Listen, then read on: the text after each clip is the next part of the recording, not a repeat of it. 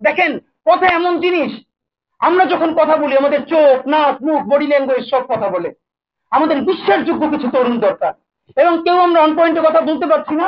জুলাইয়ের ঘোষণাপত্রের ব্যাপারে শুধু একটা কথা আপনাদেরকে বলি, কেন যেন আমাদের ছাত্র সমন্বয়ক থেকে শুরু করে সবাই একটা কথা বারবার বলছে, ঘোষণাপত্র না হলে কি হবে, আমাদেরকে ফাঁসি দিয়ে দিয়ে দিয়ে দেওয়া হবে।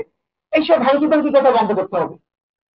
মানে কি, আমি খুব ডরাইছি, আমার বাঁচানোর জন্য তুমি একটা ঘোষণাপত্র দাও, নাইলে আমার ফাঁসি দিবে। তোমার এত ফাঁসির ডর তোমার নামতে হয়েছে কে?